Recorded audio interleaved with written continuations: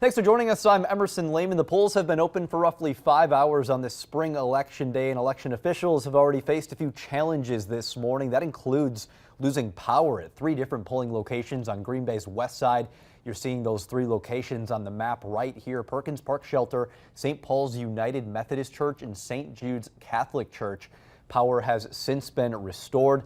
Kristen Allen joining us live outside one of those locations, St. Paul's. And Kristen, you just spoke with election officials. How did these power outages impact voting?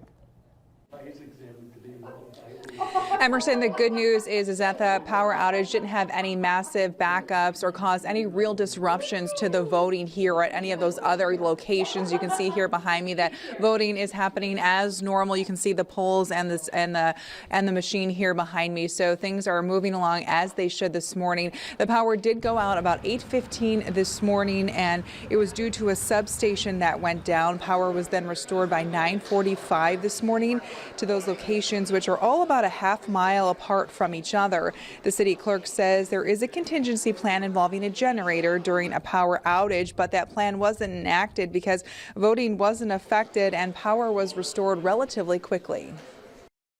The tabulators have a battery on them, a backup battery.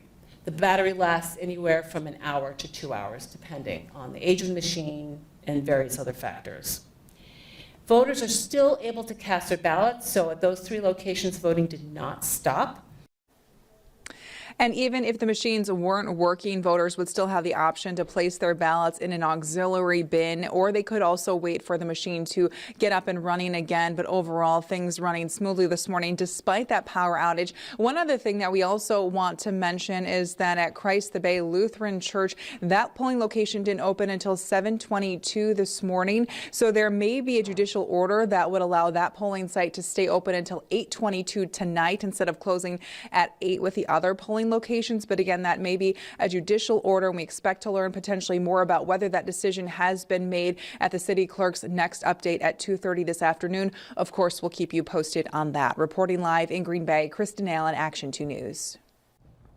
Kristen, thank you. Many eyes are on the state Supreme Court race. It has become the most expensive state Supreme Court race in Wisconsin's history and has gained some national attention as well. Judge Susan Crawford, who is backed by Democrats, faces off against Judge Brad Schimmel, who is backed by Republicans.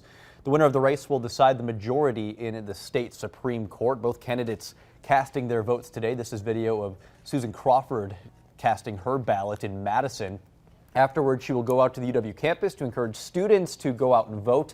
Then later this evening, Crawford and her campaign will have an election night watch party after the polls close. Our chief political reporter, Jason Zimmerman, will be live at that event as the results come in. And here's Judge Brad Schimmel casting his vote in Waukesha County this morning. He'll be at a watch party tonight with his campaign and supporters as results come in. Emily Byer will have live coverage from that watch party tonight on Action 2 News. Here in Green Bay, we're taking a live look at the corner of Jefferson and Walnut. As you can see, some barricades set up there. Local leaders and Wisconsin voters will be meeting today to speak on the importance of the participation in the democratic process and voting.